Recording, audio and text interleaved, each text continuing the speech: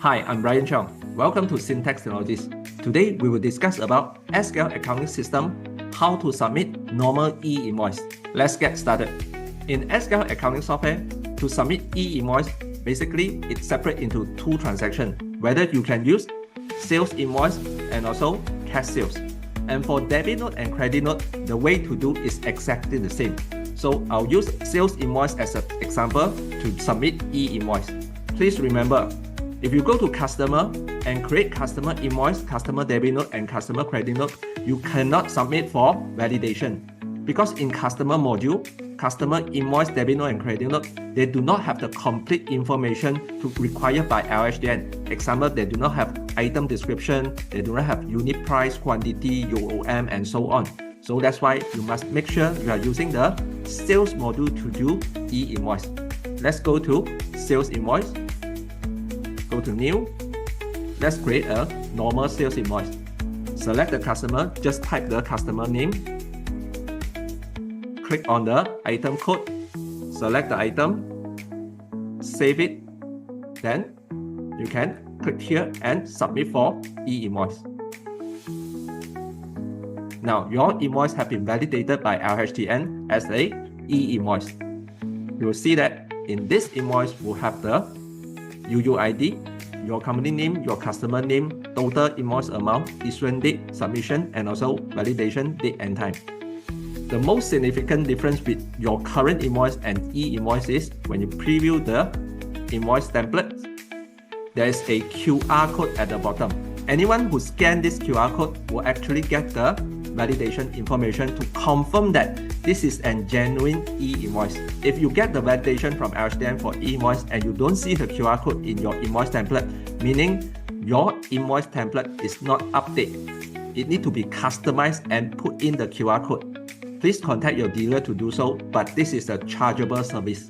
In another scenario, let's say the invoice is created by your staff and you do not want your staff to send this invoice to LHDN. You want to do a checking first, then only you will be the one who is responsible to send to LHDN. So there is a function called batch validation. There's a function called batch sending. For example, your staff have created two invoices. Your staff create the first invoice. I do a shortcut, I do copy paste. So your staff created the second invoice and they are not allowed to send to LHDN.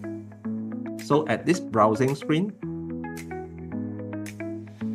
if you go to the bottom, this is the two new invoice created by the staff, and you can go in and check accordingly to make sure all the details is correct.